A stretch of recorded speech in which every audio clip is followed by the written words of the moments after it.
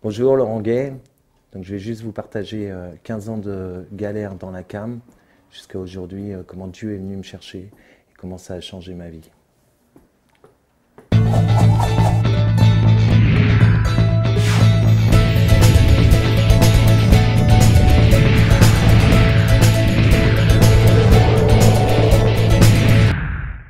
Donc à l'âge de 12 ans, j'étais déjà accro au shit. Jusqu'à 18 ans, à peu près, j'ai vécu l'enfer de la drogue. Ça veut dire quoi? Ça veut dire que je vendais du shit à mon collège, je rackettais. J'étais devenu un toxicomane parce qu'à l'âge de 14 ans, le shit ne me suffisait pas. Donc j'ai commencé à me piquer à l'héroïne. Ma vie au quotidien, c'était trouver de l'argent pour pouvoir me shooter. Je faisais partie d'un gang, donc à partir de là, l'argent ne me manquait pas. On braquait, ma philosophie c'était faire un peu ce que je veux quand je veux, avec qui je veux, où je veux. Dans ma tête, j'étais libre. Donc à l'âge de 18 ans, je me suis fait arrêter par la police. 48 heures, j'ai passé dans une petite pièce et là j'ai compris ce qu'était vraiment la drogue. Ça veut dire que mon corps en avait besoin. Là, je suis rentré dans une descente aux enfers qui a duré jusqu'à peu près l'âge de 20 ans, là où j'ai eu la chance de pouvoir partir un an au vert à la campagne. Donc pendant un an, j'ai arrêté toute drogue, sans substitution, et pendant les 3 premiers mois, j'ai vraiment galéré. Mais j'avais arrêté. Au bout d'un an, j'étais nickel, à tel point que j'envisageais même de reprendre du boulot. Et donc, j'ai commencé à travailler un petit peu. Je vendais des bijoux fantaisie et la recette de mon marché, malheureusement, je le picolais dans les boîtes de nuit. Mais pour moi, l'héroïne, c'était quelque chose de terminé. À tel point même que j'ai même rencontré une jeune fille, j'ai rencontré l'amour, le grand amour. Je suis rentré sur Paris en me disant, moi, ça fait un an que j'ai arrêté. Ce que je ne savais pas, c'est que les personnes que j'ai rencontrées, c'est-à-dire les mecs de ma cité, tout de suite, quand je suis revenu, ils m'ont proposé de l'héroïne. Et là, je ne la payais pas, ils me la donnaient gratos. Et pour moi, c'était le plus grand de mon malheur. J'ai commencé à faire du gros business. Je travaillais pour la mafia de Paris et j'avais tout un réseau du nord de Paris. Je prenais plus de 5 grammes d'héroïne par jour. Florence, la fille que j'avais rencontrée l'été d'avant, est venue à la maison. Elle était clean. Je l'ai affranchie sur ma vie. Je suis un dealer. Je t'interdis la cam. Quelques mois après, c'est moi qui shootais Florence. Je vous garantis que quand tu es junkie, tu vis cette misère, c'est l'horreur. Et je la souhaite à personne. Cette expérience de mort, je la souhaite à personne. Quand tu es à deux, notre vie, c'était un fait divers au quotidien. Je me levais le matin, si j'avais pas ma dose, je pouvais pas marcher. De la voir en manque, de la voir camée, je la supportais plus. Et Florence est devenue enceinte. Waouh! J'y croyais. Pourtant, je ne suis pas du genre à croire au prince, à croire à des contes de fées. Mais là, j'y croyais. À son 4e mois de grossesse, on a été voir le médecin. Le médecin lui a annoncé qu'elle avait le sida. On peut pas te dire ce genre de truc. On lui a fait un IVG. Vous savez, pour nous, notre vie, à partir de là, on connaissait que la cam, on connaissait que cette culture de mort. À partir de ce moment-là, pour nous, c'était plongeon direct. J'ai goûté à toutes les cams, le crack y compris dans Paris. Je me suis retrouvé en prison pour un règlement de compte qui a mal fini. J'ai été accusé d'homicide volontaire. Vous savez, la prison, je ne vais pas en parler beaucoup. Pour moi, la prison, c'est l'école de la haine. Tu perds ta dignité, ça pue réellement. À ce moment-là, je suis tombé comme dans une dépression. Et vous savez, tout ce que j'avais fait, je voyais tout ce que j'avais fait. J'avais le film de ma vie dans ma tête. J'avais tué ce gamin dans le ventre de Florence. Je lui avais donné le sida, j'avais tué le mec pour cette histoire. Ma vie était qu'un échec. Et au fur et à mesure où je voyais tout noir comme ça, j'avais Satan, l'accusateur, qui murmurait dans mon oreille, mais t'as vu ta vie, t'as qu'une seule chose à faire, c'est mourir.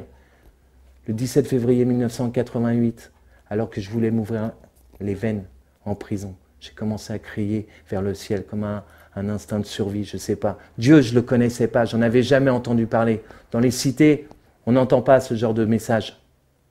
J'ai commencé à crier. Je ne savais pas si j'allais rencontrer un ennemi, un ami. Ce que je savais, c'est que l'enfer, il était là dans ma cellule.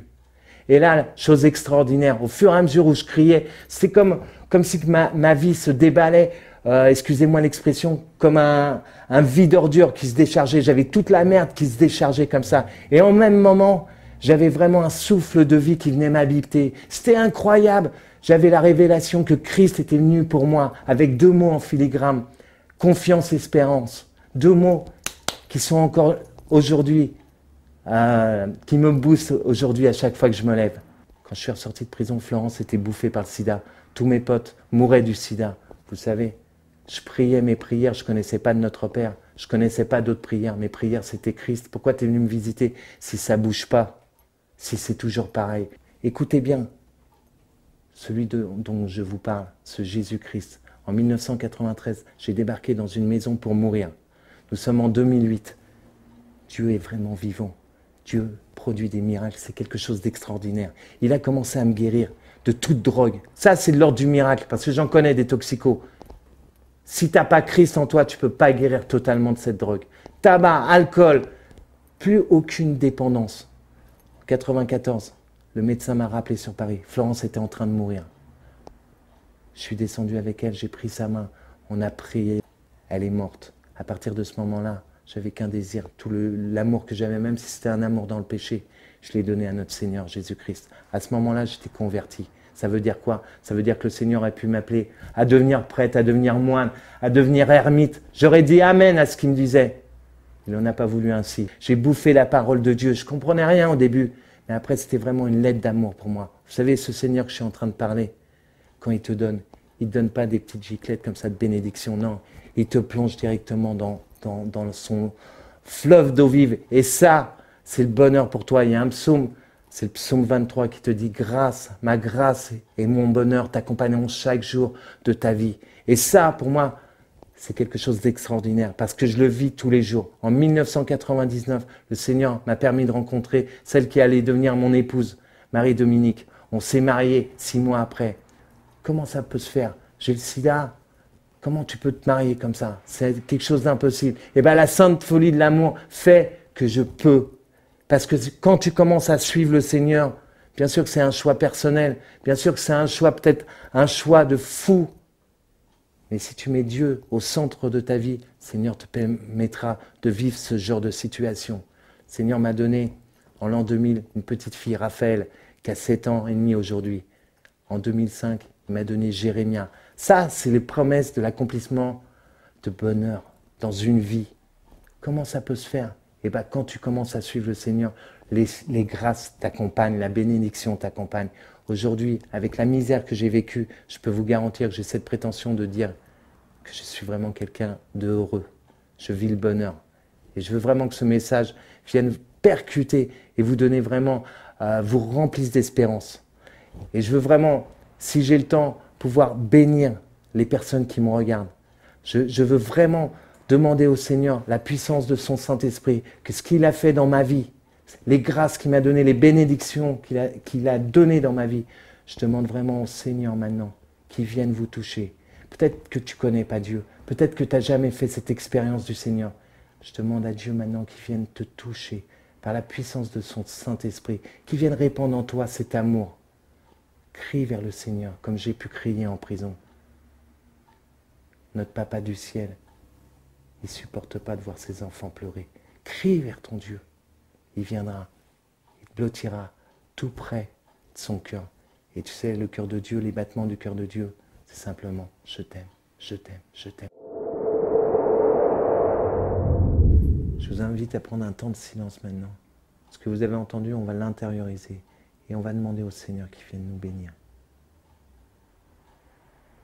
Par la douce présence de son Saint-Esprit. Qu'il vienne maintenant.